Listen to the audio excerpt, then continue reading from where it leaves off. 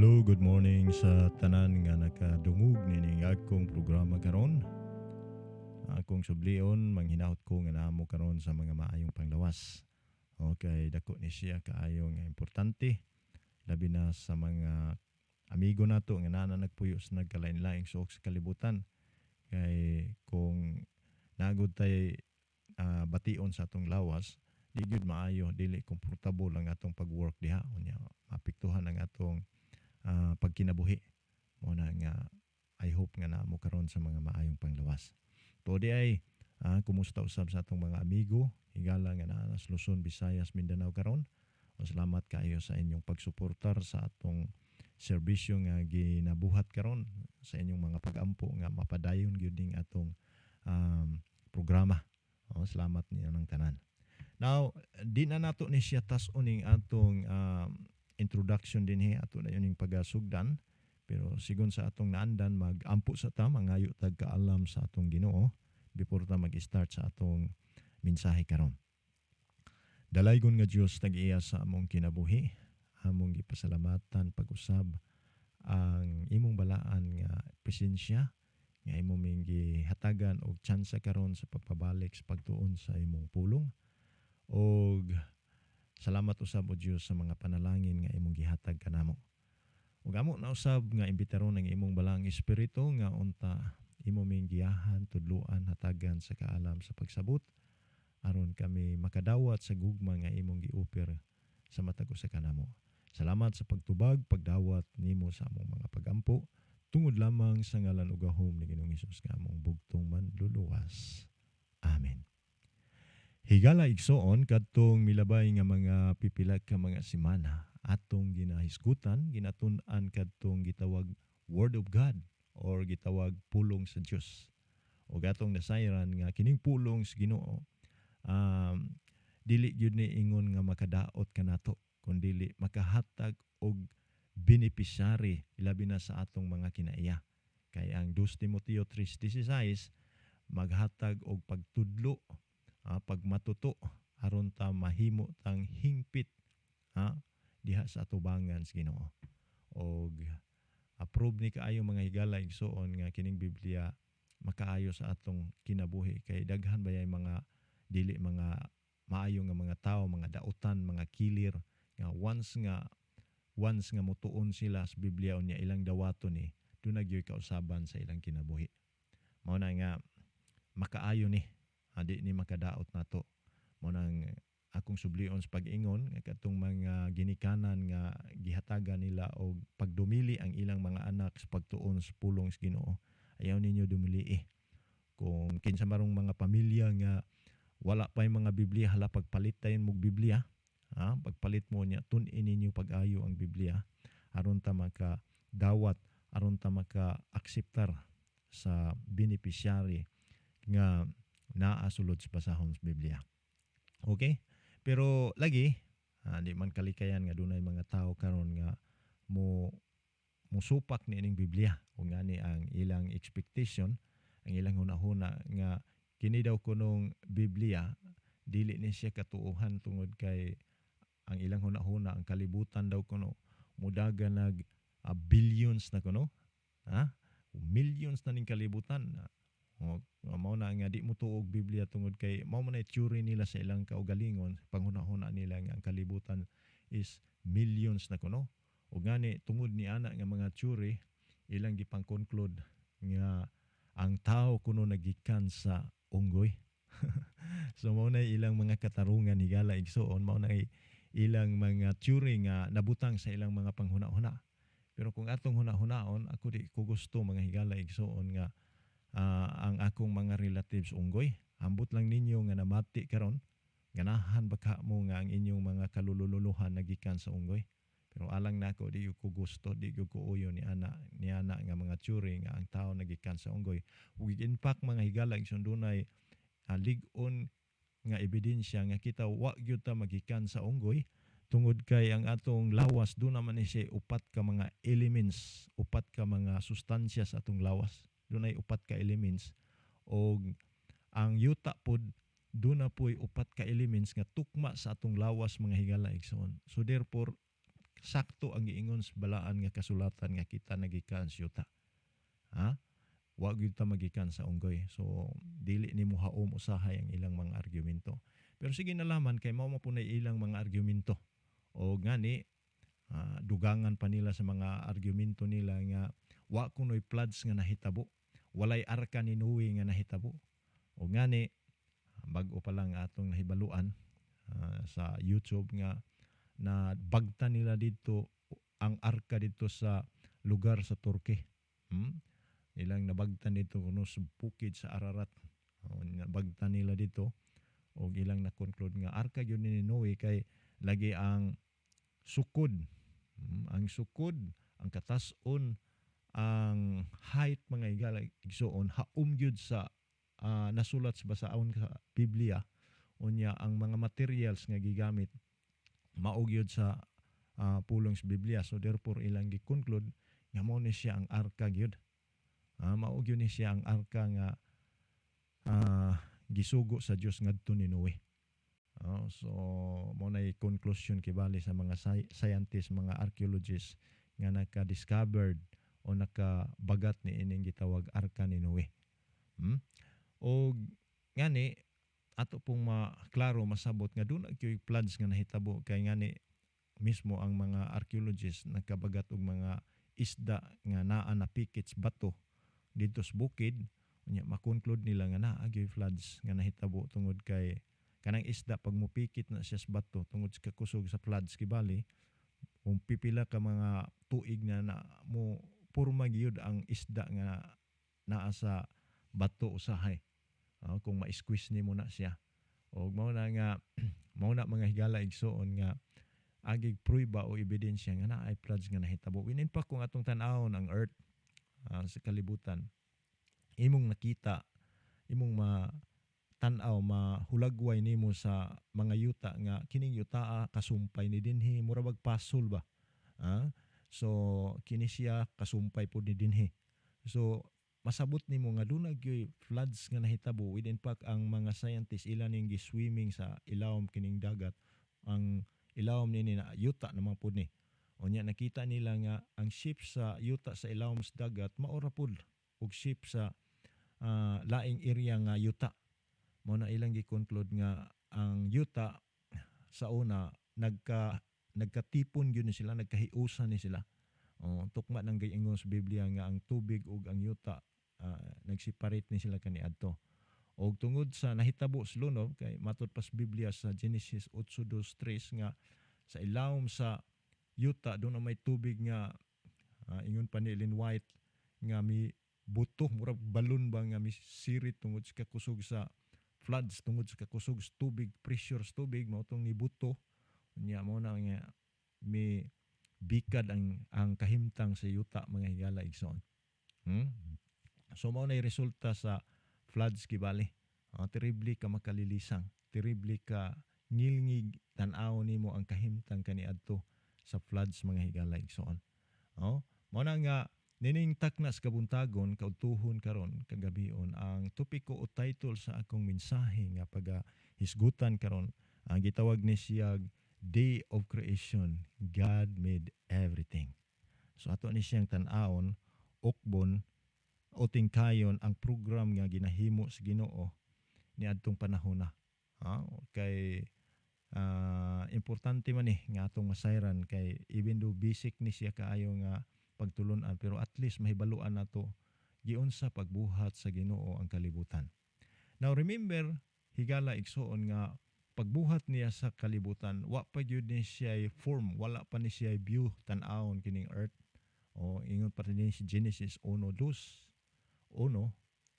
Genesis 1:1 ug 2 nag-ingon siya din in the beginning God created heavens and the earth was formless and empty and darkness covered deep water and the Spirit of God was hovering over the surface of waters. Tiyan mo na, aran ka klaro o tataw mga igala igsoon nga kining kalibutan wa pa ni purma, ngit-ngit awa-aw pag yun ni kaayo. Motong ang una niyang ginabuhat, ang una niyang gibuhat mga higala igsoon, ingon din on the first day of creation, mao ang Genesis 1:3 ug 5 mao ang kahayag. Iyang giseparate ang kahayag unya giseparate niya ang kangitngit. Og nakita sa Ginoo matud pa dinhi, and God said, "Let there be light," and there was light. And God saw that the light was so good. So good iyang nakita. Unya ingon dinhi, and there was evening and there was morning. So kining evening o morning 24 hours ni unya ato ni siyang nakita karon, na eksperyensyahan nga pagkagabi matugtaw niya pagkamatan ta morning na pud. So obviously nga haom sa ginahisgutan sa Biblia nga dunay kabuntagon, dunay ka gabhion. So 24 days ni siya. So kini siya nga gitawag og day yum in laktod nga pagkasulti. Di gyud ni mohaom sa mga theory sa uban nga millions kuno ang pagkatukod o ang pagkahimo sa adlaw tungod kay literal day man ni siya. Gitawag man ni sa Hebrew nga pinulungan yum. Yum gani is refers na siya sa literal day.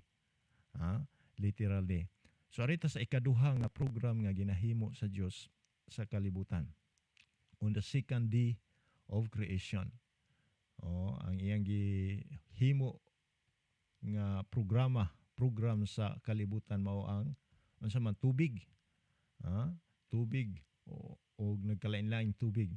Ug matod pa dinhi, there was evening and there was morning and the second day. So mao lang gihapon ang sistema, dunay kabuntagon, dunay kagabion. 24 days gihapon na siya. So literal day gihapon na siya. Muna siya ikaduha nga program nga iyang ginabuhat. Unya ang ikatulo nga program nga ginabuhat sa Dios unsa man? Mao ang plants. Ingon dinhi, ang God said, "Let there be sprout." Vegetation, plants, yielding seeds, ug uban pa nga mga utanon, mga kakahuyan, tanan nga mga matang sa kakahuyan ug mga prutas, mga higala igsoon. So iyan ang gipreparar daan. Amo na siya ikatulo nga iyang ginabuhat. Unya ingon dinhi, and there was evening and there was morning and third day. So pagkatapos niya sa pagbuhat niya naay kagabion, naay kabuntagon, ug mao na siya ikatulo nga program nga ginahimo sa Ginoo sa creation day. Narito sa ikaupat. Ang ikaupat niya nga ginabuhat mga higala igsoon kining adlaw, sun, mga bituon, bulan. So mao ni iyang ikaupat nga ginabuhat. Unya padayon dinhi, there was evening and there was morning and this was the fourth day. So mao na. Unya ang ikalima ayang gibuhat ang tanang matang sa klase sa mananap, matubig, madagat. Unya and God made the best of the earth. Unya ingon dinhi, there was evening, there was morning and the fifth day. So kita sa Ginoo nga nindot kayo ang iyang creation. Unya sabot nato mao lang gihapon human sa iyang pagbuhat sa mga mananap nga nagkalain-lain, dunay kagabion na pod, unya duna na po'y kabuntagon. So mao na siya ikalima ang mga mananap nga iyang ginabuhat. Unya ang ikaunom, siyempre kining pagbuhat niya sa tao. Ang pagbuhat niya sa tao, so iyang giumol.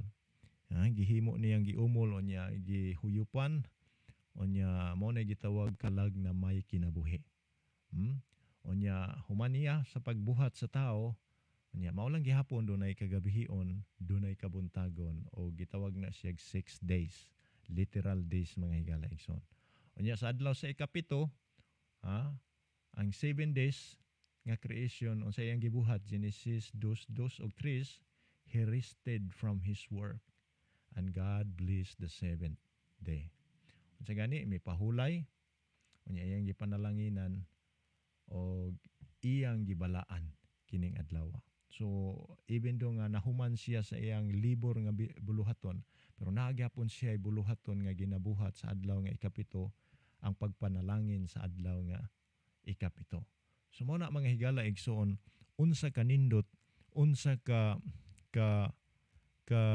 nindot ang programa nga gibuhat sa Ginoo during the time. O atong nakita nasayran nga naagyoy Ginoo Kay kung moingon tag walay Ginoo, sayop man na mga higala igsoon nganuman. Imong nakita nga naay program ang kalibutan. Imong nakita nga sa iyang creation dunay sunod-sunod nga pagbuhat niya. Dunay kabuntagon, dunay kagabihon. So laktod nimo nga pagsabot na ay program. Kung naay program, naay programmer. Kay di man pwede nga dili pwede mga higala igsoon nga ang kalibutan mahimo lamang ni nga walay nagbuhat. Naagyo nagbuhat kay computer bitaw. Tanawon nimo sa computer. Ang computer mga higala igsoon di man pwede nga mo start ang computer kung walay programmer. Naagyo programmer. So mao pod ang kalibutan, dili mabuo, dili mahimo kining iyang creation kung walay programmer, walay magbubuhat. So mao na nga bulyason ning mga dili mo tuo kibalis Ginoo, dili mo tuo sa creation, mabulyason niini kay naa may program. So kung naay program, entonces nga dunay gyoy programmer. Mao na nga ang programmer sa kalibutan mao ang Dios nga puno sa gugma og kaluoy nga nagpadayag sa iyang pagkamakagagahom ug nagpadayag sa gugma niya sa tao. Ug mao na nga ang Roma 5:8, Roma 5:8 mga higala igsoon, naghatag siya og pagpadayag, pagpahibalo nga ang Dios gugma. Naghatag siya og pagpahibalo pagpadayag, nag-ingon siya, but God show His love for us that we were still sinner. Bisan tuod nga kita makasasala pero ang Dios nagpakita sa iyang dakong gugma. Unya Juan 3:16 nga for God so loved the world, og tungod sa iyang dakong gugma sa ang kalibutan iyang gihatag ang iyang bugtong anak. Unya tungod kay nahigugma man siya kanato, o kung kita mahigugma pod, automatically ang Dios uban pod kanato mga higala igsoon. Mao na nga nining tagna sa kabuntagon karon, once nga ang Dios magtawag sa matag usa kanato, tubaga dayon mga higsaon dinhi. Nag-ingon siya ni God is calling you. God is calling. Will you answer? Muna'y pangutana mga higsoon. Mura bag cellphone ba? Nga mukiring ng atong cellphone usahay di nato tubagon. Mao pod ang Ginoo mga higala igsoon. Once nga magtawag siya sa atong kasing-kasing o panghuna-huna sa pagpadayag sa iyang gugma kanato, ayaw siya balibari. Tubaga siya, dawata siya, akseptara kining gugma nga iyang gi-offer sa matag usa kanato. Kay dako kaayo ni siya og beneficiary sa atong pagkinabuhi dinhi sa kalibutan. Mao nang mga higala igsoon, ayaw dugaya, ayaw isip-isipan na, akseptara lang siya. Kay naagyo kay beneficiary nga madawat diha niya. Na sige, higala igsoon, di na lang nako tas uning akong mensahe dinhi na lamang kukutob. Hangtod na pod sa sunod natong panagkita kini ang inyong higala, amigo sa kahanginan, manamilit sa matag usa kanato. Ang Ginoong Dios magapanalangin. Bye-bye.